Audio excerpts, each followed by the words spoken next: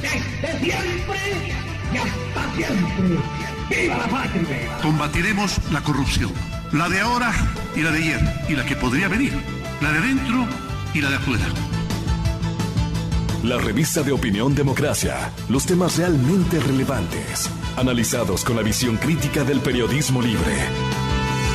Da inicio la revista de opinión Democracia, el programa en el que usted cree. Comenzamos. Gonzalo Rosero, credibilidad incuestionable. Buenos días, amigas, amigos. Estamos iniciando ya quizá la última semana de diciembre, ¿no? La última semana de diciembre. La otra será del movimiento de fin de año y estas cosas.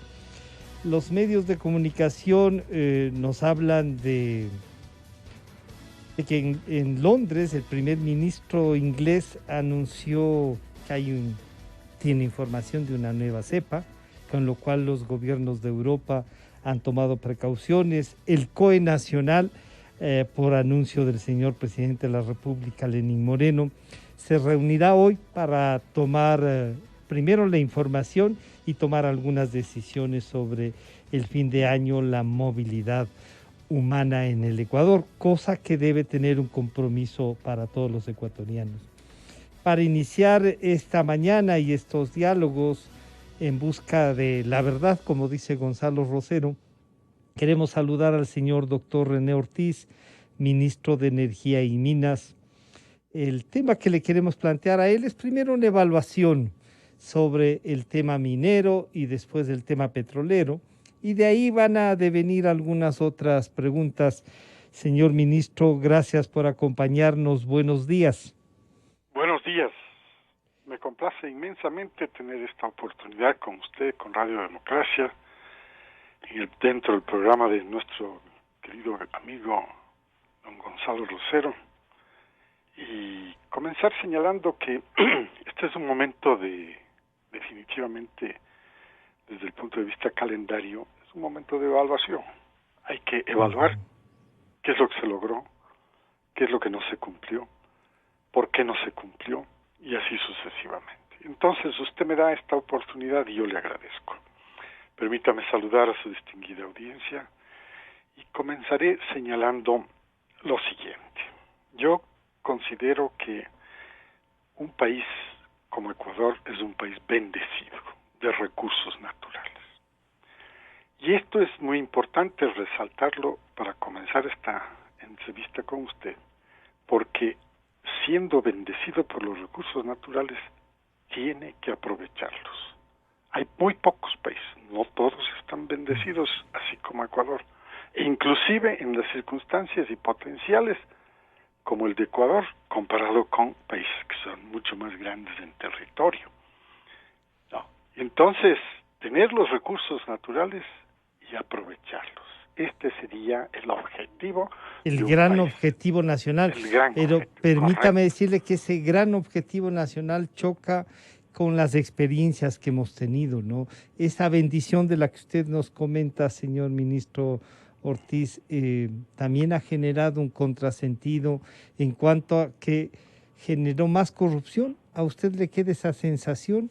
¿O es que una época es de ahí donde más se han robado, ministro? Muy bien, excelente su pregunta, porque ubica exactamente en el problema del aprovechamiento de los recursos. Este debería ser, por ejemplo, con cuidado ambiental, por ejemplo, con responsabilidad social, por ejemplo, con responsabilidad profesional, y ahí entra el ser humano.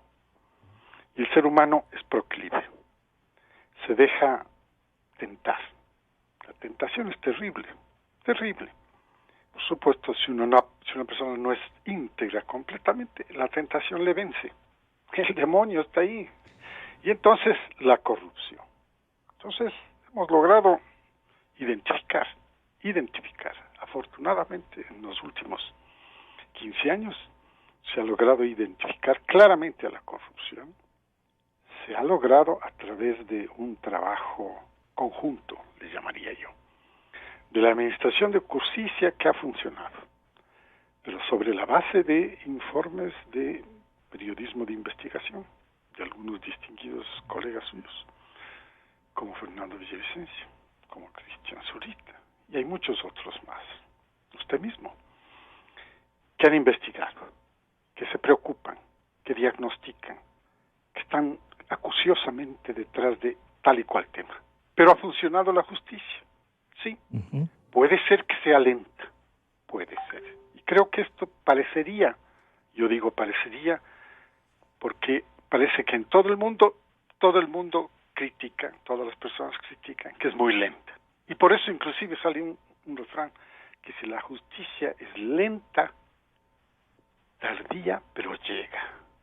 Y vea usted, hay buenos resultados.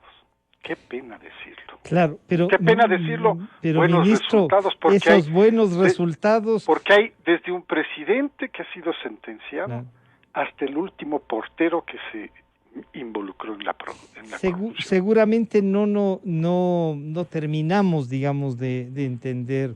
Ya ha sido sentenciado, usted lo ha dicho, sí genera una sensación que la impunidad no se instala en el país, pero los recursos que le hacen falta al Ecuador se han llevado.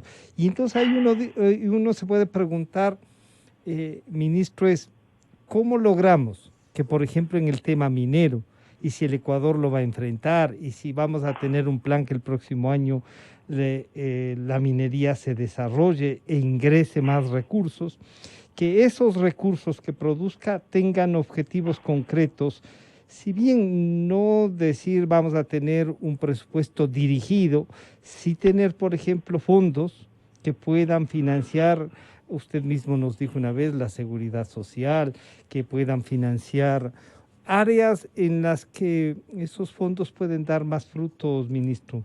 Correcto. Yo creo que así mismo hemos vivido históricamente. Ha sido el petróleo en los últimos 100 años el que ha alimentado este decurrir histórico del Ecuador. Y hemos cambiado dramáticamente, pero dramáticamente. Es decir, un cambio sustancial. Todos sabemos, todos apreciamos esto. Ahora le toca a la minería. Así lo consideramos todos en el Ecuador, o una gran mayoría. Le toca a la minería. Y entonces la minería entra en un momento histórico aún mejor, en donde hay más ojos vigilantes que lo que uno puede imaginar. Y son ojos vigilantes internos y son ojos vigilantes externos. Y todos ellos muy buenos. Y son organizaciones mundiales que se han creado precisamente para que se evitaran todos los problemas anteriores. El último, de julio de este año, que es parte del balance, es, diríamos, esta iniciativa de transparencia de la industria extractiva. Somos el país número 55. Es el EITI, como se dice. Es iniciativa de transparencia de las industrias extractivas. En la minería también es extractiva. Y entonces, siendo socios de esta organización internacional, se suman a todos los otros ojos, qué interesante, de vigilancia. ¿Para qué? Para que no se cometan, en primer lugar, los abusos. Los abusos son pasarse por encima de la ley. Pasarse por encima de la ley, eso ya no se permite. Ya no se permite. No estoy hablando de futuro. Ahora. Ya no se permite. Pero, ministro, si apostamos por la minería, la ilegalidad, o sea, la minería ilegal debe ser enfrentada. Y si bien ha tenido operativos en los que se desarma una estructura que está ahí, que se ve que tiene muchos recursos y que además junta otros delitos, ¿cómo logramos entonces que esa minería ilegal sea frenada con la legalidad? Qué bien enlazado por usted. A esa minería que parecía solita, que se desarrollaba ilegalmente y que había un operativo y desactivaba eso y había otro operativo y hacía lo mismo, y que a lo largo de tantos años se creó inclusive un sistema subterráneo debajo de la ciudad de Zaruma, donde está lleno de cavernas y de túneles, y todos estos están debajo de la ciudad y han provocado inclusive siniestros terribles.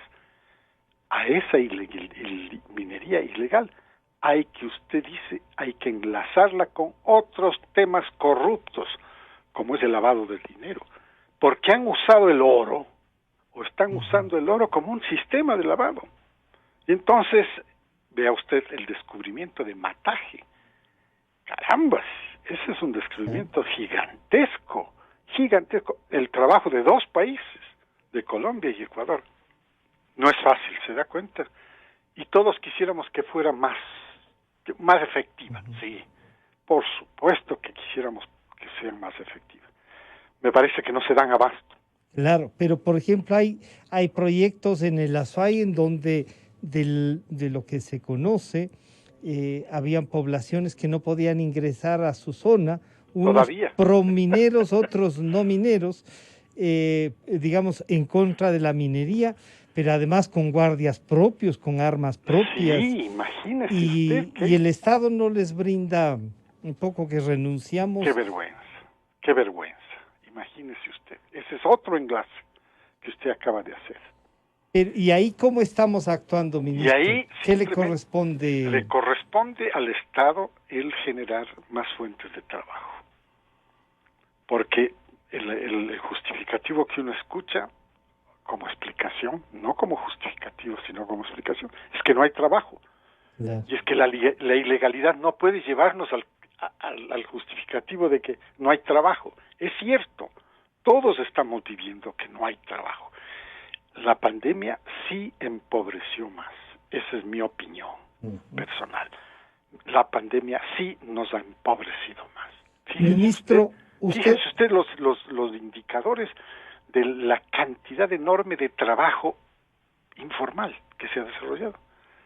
Y usted ve que sale una liberación, digamos, de este principio de distanciamiento, y se llenan las calles.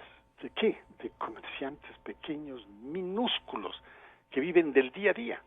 Y recordará usted algo maravilloso, que a mí me pareció maravilloso, en pleno confinamiento, cuando en Guayaquil le decía, pero ¿qué hace usted aquí? Dice, pero si yo vivo de esto. ¿Qué puedo hacer? Yo vivo de esto. Yo llevo el pan del día, llevo vendiendo 2, 3, 4, 5 cosas que yo vendo en la calle. Nos hiere, por supuesto. Ministro, frente a esta propuesta de la minería, de desarrollar la minería, usted tiene nada menos que ya 8 grupos se inscriben para hacer campaña en la consulta minera en Cuenca. No sé si le cabe a usted una percepción de lo que resulte en Cuenca, este plebiscito ahí. Puede depender lo que pase en el Ecuador, o usted participa de aquello de que no se puede resolver en Cuenca la historia de los ecuatorianos, de todo un país, sus necesidades. Perfecta su pregunta. Si se enfoca como lo autorizado, si se enfoca esa consulta popular y la promoción de esa consulta popular por aquellas personas que legítimamente patrocinan esto, si se enfoca a lo que dice exactamente la autorización, bienvenida, porque el resto de la minería está ahí. Ya está autorizada. No se toca, se respeta, esas son las reglas, ese es el derecho, esa es la seguridad jurídica, se respeta. Y hay algunos ríos por donde ni siquiera hay minería, como el Tomebamba, que es la fuente más importante de abastecimiento de Cuenca. Entonces no se confunda la población que no tiene todo el acceso a la información, que debería tener el acceso a la información. Hagan la propaganda, hagan sus publicidades, todo lo que sea es legítimo, cada uno tiene derecho a hacer eso, pero hágalo de conformidad con lo que dice la resolución de la Corte Constitucional. Entonces, tendremos un resultado. Ahora, permítame hacerle una referencia histórica. ¿Esto ya sucedió en Colombia? Sí, lo mismo. Exactamente lo mismo. Parece que se repitiera como el copy-paste que utilizamos hoy en día, ¿no? Lo mismo ocurrió. Y ahora ya están de regreso.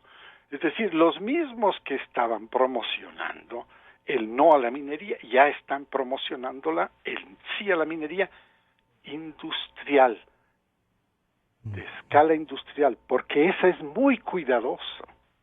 Porque a esa se la controla, es legal. Exactamente. Pero ministro, usted tiene, y usted nos acaba de decir, hay grupos que han actuado en Colombia y que van a seguir actuando en el Ecuador, en Bolivia. Y en Perú. Y claro, están actuando y han tenido y han generado dificultades, generan confrontación. En la consulta minera, usted como ministro, el ministerio como tal, ¿van a actuar los empresarios mineros con sus industrias ya instaladas? ¿Están preocupados para también actuar y proponer sus tesis, ministro? Cada uno tiene su derecho legítimo a actuar. Si a mí me preguntan, yo respondo como en este caso a mi distinguido amigo y colega de debates, el doctor Francisco Rocha, le respondo. Estoy diciéndole esa minería que se haga y que se haga respetando el cuidado ambiental y la responsabilidad social. Y en la responsabilidad social, permítame hacer una acotación. La aplicación del convenio 169 de la OIT. Esto es un tratado internacional. Y este tratado internacional habla de la consulta previa. Pero la consulta previa no quiere decir absolutamente veto. No. No quiere decir veto. Quiere decir, entre muchas otras cosas, la consulta previa quiere decir, entre muchas otras cosas, participación de los beneficios. Acabo de tocar la tecla más importante que puede realmente ser la motivación para las comunidades. Y tal vez ellas todavía no conocen mucho, por ejemplo en Cuenca, por ejemplo en la provincia de La Suay. Lo que significa lo que significan los fondos con los que se constituye la circunscripción amazónica. Respecto de cada tonelada que sale de explotación de una mina, esos fondos, una parte, el 40%, ¡wow! Es alto. Vaya, vea usted. Y si es por cada barril, vaya, vamos. Pero tal vez ahí no se lo conoce. Esta es mi oportunidad. Ministro, usted me la ha dado a mí. Si es yo que, se la transmito. pero entonces pongamos un ejemplo, lo que ha pasado hasta ahora. El Banco Central da cuenta de 646 millones en productos minerales. El 176% más de ese mismo en el mismo periodo del 2019. En cifras, ¿cuánto ha significado o significa este año la minería? ¿Cuánto usted prevé que puede significar el 21? ¿Y qué les puede tocar a las provincias en donde se desarrollan los proyectos? Porque eso a lo mejor puede... No se conoce. Exacto. Esos datos no se conocen. Vea usted que algo que perdimos dentro de todo este proceso de modernización fue el papel, el rol del papel, el rol de la prensa escrita, porque como quien dice, queda impreso, ahí está la huella, y ahí quedan los números. Pero cuando hablamos, en este momento, por ejemplo, cuando yo le cito a usted del significado del fondo de la circunscripción amazónica, que puede, por supuesto, amplificarse. Pero queda, después de esta conversación entre usted y yo y su distinguida audiencia, pero no queda impreso el hecho de que alguien más hace el seguimiento y dice, no, pero sí podríamos plantear que se amplíe también a la provincia de La Suay, a la provincia de Lora y así sucesivamente en donde exista el recurso natural, cualquiera, inclusive este último, que acaba de ser declarado como un recurso que puede ser cotizable, ya lo pusieron en el campo del bien, ¿no? de un commodity, el agua en California. Y lo pusieron y además algunos resaltan, algunos que están en contra de hacer commodities con los bienes naturales. Exactamente. Sí, vea usted, ese es el debate, porque como este es nuevo, el recurso natural, como el petróleo, por ejemplo, no estaba en el debate como una commodity. No, recuerde usted qué duro que era al comienzo esto. Claro, yo tengo muchas canas más que usted iba a decir, pero no es así. Usted es mucho más joven que yo. Pero vea usted, ahora sí es un commodity como cualquier otro. Está fluctuando en el mercado. Hoy día tiene un precio de 42.20. Bueno, seguimos avanzando. Mañana tiene un precio de 49 y estamos avanzando en el proceso de cómo se desarrolla el mercado. Y esto es lo que está cambiando la manera de pensar del uso y abuso del agua. El uso y el abuso. Entonces, para evitar el abuso, ¿qué necesitamos? Legislación. ¿Qué necesitamos? Normas, reglas del juego. Y entonces, por ejemplo, vi un artículo reciente en el Comercio y lo leí muy detenidamente en el periódico, referido a cómo los GATS no se han preocupado. Más del 90% de los GATS no hacen absolutamente nada por descontaminar sus fuentes hídricas, que son botadas son botaderos de desechos. Pero Cuenca es un ejemplo, por ejemplo, otra vez. Cuenca, que les llaman, que su nombre correcto es Santana de los Cuatro Ríos de Cuenca. ¿Sí? Qué lindo nombre, ¿no? Santana sí. de los Cuatro Ríos de Cuenca. No bota los desechos urbanos al río. No, los canaliza, los descontamina y los devuelve al río. Ministro, pero descontaminados. quizá por eso se vuelve un símbolo Cuenca y el tema, ¿no es cierto? Claro. Nada menos que tienen ahí un candidato presidencial del que ha hablado usar esto de comercializar, hacerlo como un commodity al agua, olvidándose de que aquí nomás, o sea, que les vamos a exportar a la Santa Elena ahora que están en sequía, a Manabí también. Y uno dice, claro, pero ministro, frente a cosas así que llaman la atención, lo que quieren es poner agua frente a minería. Y usted con su experiencia, también. Esa va a ser una campaña fuerte. Y entonces que ahí las cifras pueden hablar o no. Claro, hablarán. Y en particular de estos temas que estamos tratando los dos. ¿Cómo es la verdadera aplicación de un tratado internacional como la Convención el Convenio 169 de la OIT? Vamos a hablar, y se va a hablar, y es una oportunidad importante para ver cómo se traduce el beneficio. Vea de lo que estoy hablando yo. Totalmente positivo. ¿Cómo se traduce el beneficio? Porque la ley está ahí. El marco jurídico está ahí, el constitucional está ahí, y hay que respetarlo, y hay que promoverlo. Pero en la promoción, cuidado, por favor. Número 1, cuidado ambiental. Número 2, responsabilidad social. ¿Qué entra con la responsabilidad social? La aplicación del Tratado Internacional del Convenio 169. Beneficio. Vea usted. Tal vez tenemos que, por ejemplo, aun cuando sea un poco tarde, darle un beneficio directo desde el punto de vista de regalías al resto, así como ya está en el caso de la circunscripción amazónica. ¿Y el resto? ¿Y la provincia de la Azuay?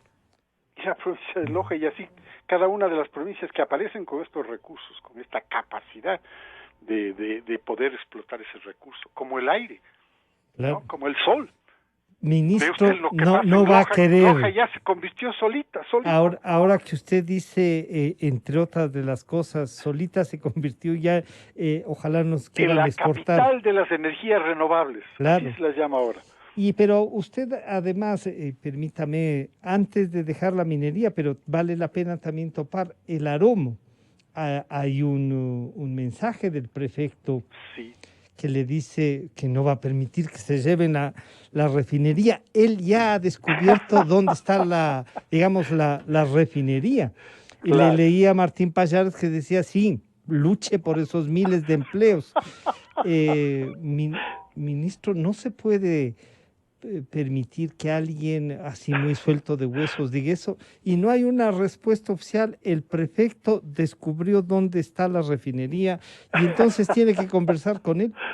Sí, esa es una posición totalmente politiquera, ¿no es cierto? Usted y yo, cualquiera, con todo el respeto, por supuesto, cada persona sabe cómo debe expresarse, ¿no? Sabe y cómo debe entender la realidad de un proyecto. Ese proyecto murió. Es un proyecto fallido. Ese proyecto ha consumido recursos que podrían haber sido atracaron. Ha consumido recursos que podrían haber sido utilizados de otra manera muy buena. Sin embargo, terminó en corrupción, terminó en robo, terminó en presos, terminó en sentencias y finalmente debe terminar en algún momento en que se llegue a recuperar esos. La propuesta para desarrollar esa área, ese terreno aplanado de $1.500 millones, en donde algunos ¿no? siguen viendo una refinería. Usted es poner producir energía renovable ahí. Bueno, eso avanza, ministro. Ya está. O sea, está adjudicado. ¿Ya? El trabajo lo va a hacer una compañía que se llama Solar Park Medium. Es una compañía muy importante, con gran trayectoria de este tipo de proyectos solares fotovoltaicas. Funciona muchísimo en todo el mundo. Ya está adjudicada y tiene un precio por kilowatt hora 6.9. Fantástico, qué competitivo. Imagínese que la vez pasada, cuando era consultor yo, propuse el tema del parque solar fotovoltaico en su distinguido programa, en vez de la refinería. Bueno, ya está ahí, hagámosle un parque solar fotovoltaico. Los datos que yo tenía eran de 13, 14 centavos de dólar por kilovatio, y cada vez se hace más barato, y cada vez se hace más competitivo. Así funciona el mercado. Entonces, yo no le cierro a la posibilidad, no, nunca me cierro a ninguna posibilidad. Si es que está entre las posibilidades de que se pueda construir una nueva refinería, por supuesto. Y en algún momento, recordará usted, se planteaba que podría ser ubicada nueva.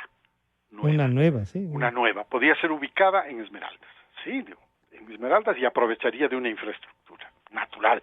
Pero digo, también puede ser otro criterio, el del mercado. Y entonces pues, debería ubicarse cerca de Guayaquil, que es un mercado de consumo gigantesco, ¿no es cierto? ¿Dónde? En Monteverde, por ejemplo. Muy bien, pues puede ser.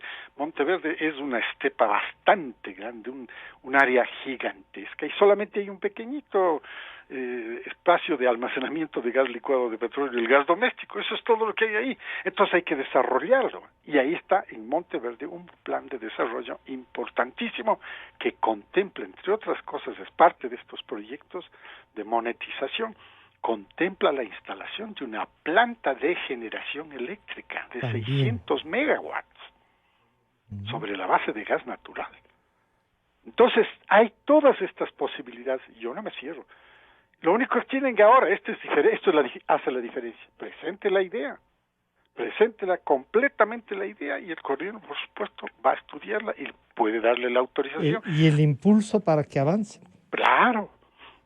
Eso sí, no va a poner un centavo el gobierno. Yeah. Todo será privado. ¿Usted creería que estos proyectos que avanzan, tanto como el de Manabí en el Aromo, la provincia de Loja, como usted dice, se ha convertido en la principal productora de energías renovables? Qué lindo nombre, ¿no? Sí, porque además y Loja, que es una provincia que necesita agua, energía, muchas cosas. Así es. Y lo mismo le puede pasar a Zamora Chinchipe, también a Santiago, porque tienen esas capacidades. ¿¿Qué proyectos desarrolla en Loja y en esa zona, ministro? En esa zona se va desarrollando las de energías renovables. Ellos le dan esa oportunidad, porque esto es tema de oportunidades de negocios, opciones de negocios. Y entonces nunca imaginamos que podríamos dar el salto. Carambas, es un salto gigantesco, de escala industrial, 200 millones de dólares. Se da cuenta la enorme cantidad de oportunidades de empleo y de otros negocios. ¿Por qué? Porque en este análisis que yo comencé con usted, gracias por dejármelo hacer, de los recursos naturales, si el viento que está ahí solo pasa y no lo aprovechamos, convirtiéndolo en electricidad, no hemos hecho un buen desarrollo. Le hemos dejado pasar al bien y no se ha convertido en electricidad. Pero cuando una provincia tiene la electricidad, atrae otros tipos de negocios. Es que la energía es un imán de atracción. Es un bien que permite desarrollar otros. Todo lo que, porque asimismo no permite desarrollar si no hay. Pues. Dice, aquí tiene qué lindas estepas en alguna parte. Dice, aquí podríamos hacer esto otro de desarrollos industriales. Dice, pero no hay energía, no hay electricidad. No puede ser. Entonces, la energía es el motor del desarrollo de cualquier economía, y la de Ecuador, con mayor razón, Puede que es instalarse ahí. dolarizada, que es una economía dolarizada, y que necesita del renglón de exportaciones. Entonces, esa es la dualidad de la minería, para terminar, si le parece bien. Sí. Esa es la dualidad de la minería. En primer lugar, atrae inversión extranjera directa para sostener la economía dolarizada, y a la vez exporta minerales para sostener la economía dolarizada. Ministro, ¿tiene usted una cifra de exportación del 2020 en minerales? Creo que estamos en los 600. Vamos a terminar en los 600, 600 millones. 646 decían 646. millones el Perfecto, Banco su Central. número, gracias. ¿Usted creería que con eso se cierra? Crece. El Crece próximo para año, el 2021, crece para el 2021. ¿cuánto tenemos cree un usted? pequeño, yo sí quiero ponerlo en contexto. Tenemos un pequeño problema. Es pequeño, es humano, y es que está abarrotado, me parece, el Ministerio del Ambiente en la expedición o emisión de las licencias ambientales. Está abarrotado, no se da abasto. Y entonces, porque ahora la exigencia es rigurosa, tiene que haber una licencia ambiental. Y esa licencia ambiental está aparejada con un conjunto de normas donde está el cuidado ambiental y la responsabilidad social. Entonces, ese es el freno actual. Ese es un freno actual, Es un freno. que habrá que ubicarlo respetando la ley, pero que no vaya a servir también para chantaje ni negocio, ministro. Imagínese, sería un horror. No. Sería un A horror. estas alturas no podríamos. Usted nos decía hace un momento que el precio del barril del petróleo está ya en 42.20. Para nosotros, sí. Para el Ecuador. En un promedio, ¿usted en cuánto cree que cerrará el precio Yo creo que del vamos Ecuador? a cerrar en alrededor de 30, 35. Ese 30, es un buen 35, promedio. un promedio. Ya o sea, es bueno. Claro. Es un promedio que nos permite, vea, ha sido lento, yo digo a veces una expresión típica de mis abuelos, no, bendito sea Dios, ¿no? Ya. No me equivoqué. Yo dije, los precios van a ser bajos durante el 2020, y son bajos, han sido bajos. Vea usted, pero tiene perspectivas. ¿Por qué? Porque la economía mundial es la que necesita.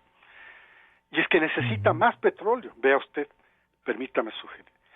Se pensaba que el 2020 debíamos demandar en el mundo más o menos 100 millones de barriles por día de petróleo. La pandemia nos bajó a 98. Y usted ve que el ejercicio que ha hecho la OPEP y los otros países que se han sumado a la OPEP, reduciendo la producción para evitar la sobreoferta, ¿no?, en el mercado. Pero el 2021 será mejor. Claro, si toda la economía está en ese propósito de salir adelante, porque el trabajo se necesita. Y ¿Cuál cree que será aparejado. el promedio del precio del barril? ¿Usted tiene ya una información? Sí, es para el 2020. El 2021, yo digo, no debe subir más de los 40. O sea que si el presupuesto se hace en 35 estaría bien, ¿no? Estaría bien, o sea, con holgura. Dejarle, no que nos falten 15, exacto, sino que nos sobren 5. Que nos sobre un poquito. Claro. Gracias a Dios hay una mentalidad un poco menos agresiva en el gasto, claro, ministro. Claro. Así es, hay que ser así, hay que ser muy cautelosos. En este mundo petrolero en el que usted ha navegado tanto tiempo, no le queda más que hablar sobre los seguros petroleros. Claro. ¿Qué pasa con los hoy seguros, en día, ministro? Qué fortuna que tenemos como parte de este proceso de modernización de Ecuador. Que todos pensamos en asegurarnos. Y vea usted que cada vez hay mayor conciencia de la importancia del seguro de salud. Pero también ha sido muy importante, gracias a todo el comercio, la gente, especialmente los urbanos, los que vivimos en las ciudades, dice el transporte individual. Y inmediatamente que nos están vendiendo un vehículo, dice, hey, ¿y el seguro? Inclusive desde el punto de vista de la condición de descuentos o desde el punto de vista de la condición de plazo que nos ponen para el pago de los vehículos que adquirimos, dice un seguro de desgravamen. Todos estos son sistemas nuevos de protección, de prevención, de situaciones que están fuera de control, que en algún momento salen fortuitas, como por ejemplo la rotura del sistema de oleoductos en abril 7, del 2020. Terrible, ¿no? Y vea usted lo que significó eso. Significó que pongamos mayor atención en el tema de la erosión regresiva del río Coca, porque tendría también sus efectos en algún momento en el futuro, si es que no se hace nada preventivo, que si lo estamos haciendo, tendría efectos en Coca-Cola Sinclair. Entonces, el seguro pasó a ser un elemento vital de vida de una institución y de una persona. Pero también de conflicto de contratación, ministro. Sí, puede darse el conflicto, el que pierde, porque afortunadamente dice la ley, que la ley, especialmente en el sector público, con mayor razón, pero por supuesto en el sector privado también hay concurso. El concurso quiere decir una licitación, y el que mejor precio me da y mejor calidad me da, ese se lleva. Así de sencillo. Entonces las reglas son clarísimas. Ahora bien, evidentemente las instituciones, corporaciones o negocios que no se sienten a gusto con la manera como se ha llevado el proceso pueden reclamar, y tienen el derecho de reclamar. Para este caso, el que usted me está invitando a comentar, la información que ha transparentado los medios de comunicación ha sido fabulosa, en el sentido de ver que cada una tiene su posibilidad de reclamar si es que se siente que sus derechos han sido afectados, y reclama, y ahí viene la ley, y se impone la ley, y así sucesivamente. Entonces, en este caso de los seguros de Petroecuador, significa que estamos asegurando unos bienes gigantescos de más de 5,000 millones de dólares, ¿no es cierto? Y entonces todo el mundo está atento a lo que ocurra dentro de este proceso de licitación. La diferencia con procesos de licitación pasados es que terminó. Los otros ahora nunca terminaron. Los otros nunca ahora terminaron. Podemos seguir incluso para cuestionar. Los otros a veces ni nos enterábamos que han hecho. Ni nos enterábamos que... Esa es muy buena expresión, sí señor. Ni nos enterábamos. Y parecería que lo que dice esta expresión también popular, ¿no? Entre gallos y medianoche. Claro. ¿No?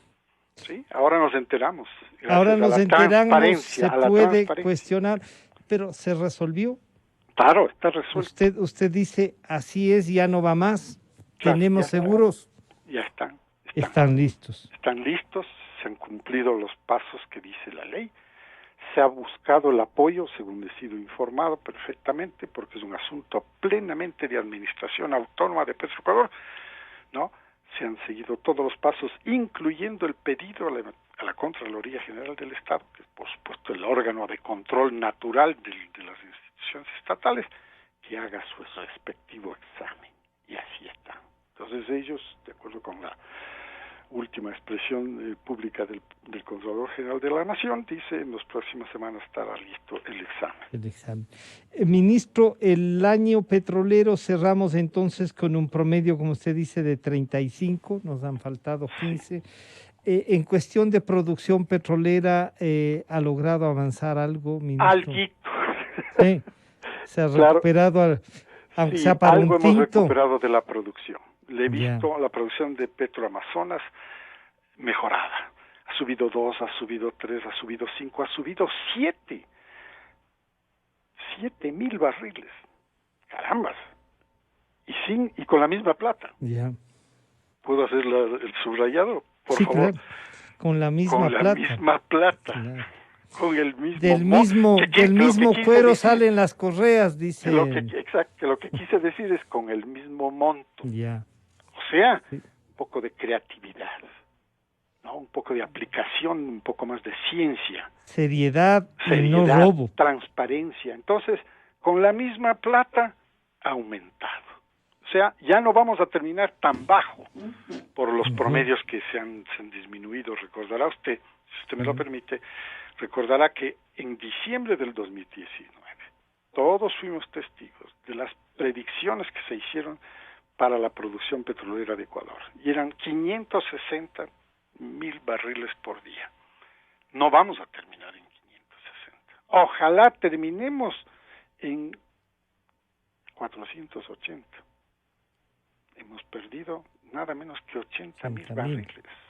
Hemos dejado de producir, hemos perdido la oportunidad por muchas circunstancias. Podemos explicar. Algunas también pueden ser ¿Las hemos perdido exclusivamente en el 19 o esa es una producción que se viene perdiendo sistemáticamente, ministro? Sí, se viene perdiendo porque ahí hemos descuidado algo que es muy importante y que en los próximos días yo voy a lanzarlo. Se llama reposición de reservas. No se ha hecho nada, absolutamente nada. Solo hemos gastado las reservas. Usted sabe que este recurso natural del petróleo es extinguible, se extingue. Entonces, ¿qué dice la industria para ser saludable? Por cada barril que produce hay que descubrir uno nuevo. Uno por uno. Esta es una expresión típica de un colega a quien respeto muchísimo, que es Jorge Pareja. Siempre lo dice públicamente. Uno por uno. Es decir, por cada barril que se produce hay que descubrir uno nuevo. No se ha hecho esto. Entonces nos hemos gastado enormes millones de barriles sin haber descubierto uno más. Y entonces la reposición pasa a ser como un objetivo impostergable. Ahora, ¿Eso significa entonces que tiene un plan para buscar reservas, que tiene un plan que le puede entregar al próximo gobierno un cronograma de actividades? Exactamente. ¿Sí? Y ese contempla algo que es muy importante, que es la consulta previa. Y entonces la consulta previa es ¿con quiénes? Con las poblaciones que están directamente en el área de influencia. Ahora, puede ser que tengamos nosotros influencias externas. Yo las he visto, Francisco. Perdóneme que le ponga a usted como... Yo las he visto y las he denunciado. Que en camiones se van a manifestar en contra, o sea, no son del área, pero sin embargo van a apoyar. Bueno, pues es legítimo también. Pero yo digo, la consulta previa se hace, y así lo dice el Tratado Internacional del Convenio 169 de la OIT, como lo dicen nuestras leyes, desde la Constitución y todas las otras. Se hace en el área de influencia, de donde va el proyecto minero, el proyecto petrolero, el proyecto hídrico, de una planta de generación hídrica nueva y así sucesivamente. Todo proyecto hoy en día tiene que hacerse con una consulta previa. Ahí están. Las reglas hay que cumplirlas, nada más. Entonces, el plan va por cumplir la ley, desarrollar los ámbitos que podamos, buscar recursos. Está identificado hacia el extremo suroriental. Yo he identificado en estudio de estado, estudia con gente que, por supuesto, tengo un buen equipo de profesionales, y con ellos estudiando hasta, y le encontramos esta salida, ¿no? En el extremo sur, el extremo suroriental. Entonces, bueno, vamos a desarrollarlo ahí, vamos a hacer el proceso, ¿no? El proceso de consulta previa, que es lo que manda la ley, y espero que las comunidades a las que hay que consultarles nos permitan mostrarles la oportunidad del beneficio del convenio 169. Ministro, ¿debería usted pronunciarse sobre el tema Vitol? Que ya señala que sí, que han pagado plata, que ahí hay...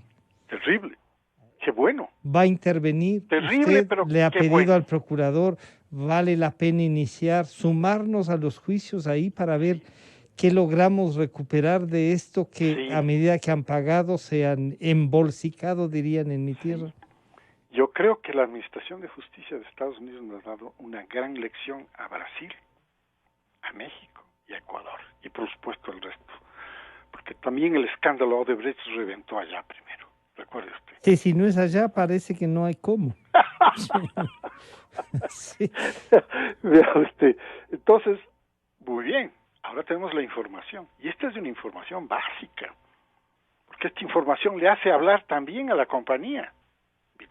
¿Esto por qué? Porque en Estados Unidos hay una ley que se llama la ley anticorrupción, es igual, más o menos el sentido tiene el mismo en casi todos los países La del que mundo. acaban de aprobarse Pero aquí. ellos utilizan en sus compañías que tienen actividades en el exterior. Es decir, Vitol es responsable porque tiene una actividad, es estadounidense, es de Estados Unidos, pero tiene actividades en Perú, en Colombia, en Ecuador, en Brasil, en México, lo que sea, y en Singapur y lo que sea. Dice, ustedes, se llama Foreign Corruption Act, es una ley de corrupción de inversionistas estadounidenses, americanos, en otros países.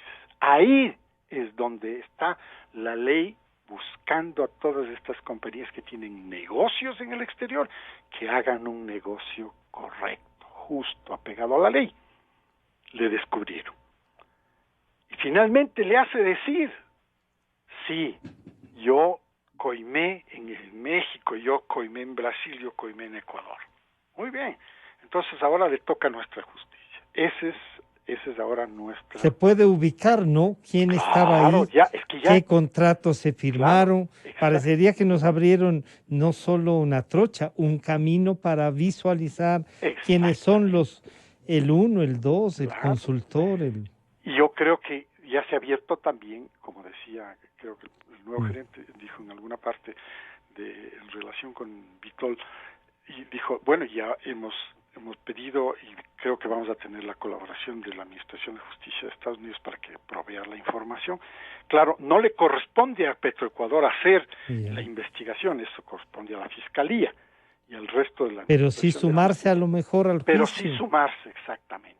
Eso es lo que hay que hacer, como usted dice. Demandar. Y no solamente eso, la demanda, sino también ya excluirla de las compañías registradas en Petroecuador. Y esa decisión ya la han tomado. Y está bien. Ministro, el 21 será entonces un año en el que podemos desarrollar energías desde distintos... volvernos más extractivistas, dirían algunos, y otros no. Podemos hacerlo de mejor manera con el ambiente. ¿Se puede eso? Sí, yo creo que hay que combinar. Hay que combinar lo mejor de las industrias extractivas, lo mejor de las industrias renovables. Hay que combinar lo mejor. Y estamos haciéndolo así. Ojalá demos más pasos más gigantescos en energías renovables, porque esto nos va alineando con el resto del pensamiento mundial. Y lo estamos haciendo. Por ejemplo, también está la programación de Galápagos. ¿Cómo evitar que Galápagos se quede aislado del mundo del cambio, de la sustitución de energías de origen fósil como el petróleo y los derivados del petróleo por energías renovables? Y estamos con Olopus. Tiene una programación que termina, imagínense, con la adjudicación, debe terminar el 31 de marzo del 2021. Adjudicado en tal y tal compañía que es la mejor, siempre será la mejor, para hacer con Olopus fotovoltaico, ¿ve usted? Fotovoltaico. Y ese resulta un gran proyecto en una zona donde hay aves, donde el viento a lo mejor no es el mejor. Sí es buenazo, el buenazo está pero bien, a lo mejor no es el mejor. En San Cristóbal justamente se instalaron las primeras 3 turbinas para generación eólica, el wind power. Y nació ese proyecto conmigo también, cuando yo fui ministro en la administración pasada. Y entonces sí le ponemos atención, sí está puesto atención. Las Galápagos tienen que salir totalmente del tema de energías de origen fósil.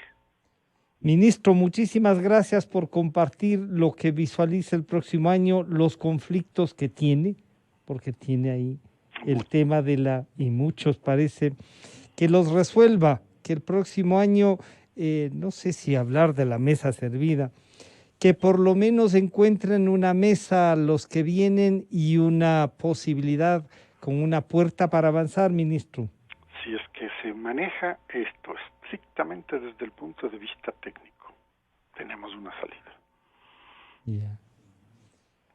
Muchísimas gracias, señor ministro, el señor doctor René Ortiz, ministro de Energía, con una visualización de lo que puede ser el 21. Esperamos que sea mejor, ministro, no sé si hablaremos antes de que se termine el año. Un gusto saludarle.